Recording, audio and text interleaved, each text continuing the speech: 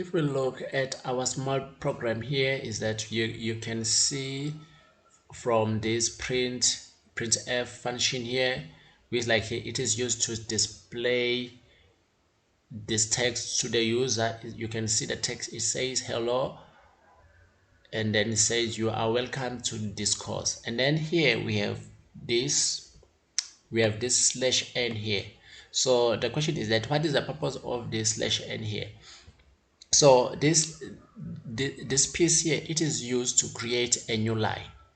So if we run here, let's say run, you can see that here we have this hello, you are welcome to this course, and then we have a new line, and then we have this let's learn C language.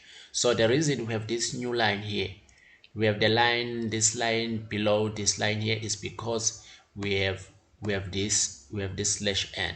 So if we add another slash n,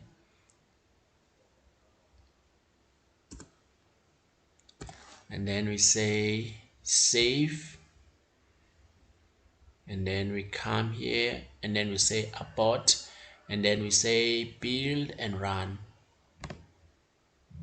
So now you'll see two new lines. There we go. So now you have hello, you are welcome to this course, and then we have this another space here. Great. So another thing where like we can use this slash, it is that if we want more spaces here using like tab. So using tab, we can come here, let's come here, and then let's just get here, and then say, if we say slash, and then we say t, if we say slash and t, let's just do it like this.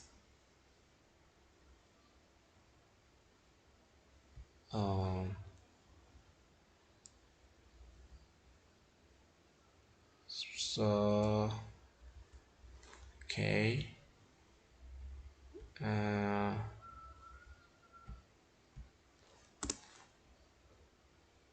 all right, let's just remove this one here, and then put it separated like this, and then we do this, and then now if we run this, if we save, and then we say abort, and we say build and run, so we are going to see a bigger space here, and then let's say build and run. So we are expecting a bigger space, so you can see now the space is bigger here. So you can just let us just take this, copy this, and paste it here, and then we come here, and then we say abort, and then now if we run, we are going to see a bigger space at the beginning, and we're going to see a bigger space here. So, and then let us say run. Now let's just come here, and then we're going to say save, and then we say build and run. There we go. So now you have this bigger space and bigger space here. So another thing where you can use the slashes is that, for example, if you want to say language, and then you want to put a double quote here, if you put a double quote here, you can see that you will get an error. You see, you get this error. So this double quote, it acts as if oh, okay, you want to add this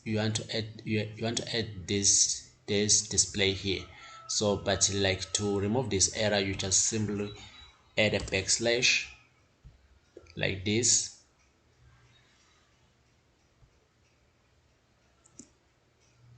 so we're going to do this, and then let's say save.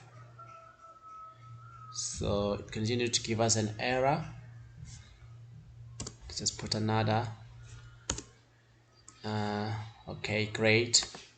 So let us make this one close and say save, and then let's say build and run. Build and run. There we go. So now we have this one here. So great. So if like you want to put like another, if you want to put another slash here, you cannot do it like this. You need to put another one here, so you'll get a single slash. So if we say save and then we say upboard and then we say build and run. Build and run. There we go. So we have one slash here. We don't have two slashes, we just have a single slash. So great. So this video we've learned how to create a new line. We just say /n, and then if you want a space, you just say /t, and then if you want a single slash, you just put two slashes. So great. Thank you so much for watching, and I will see you in the next video.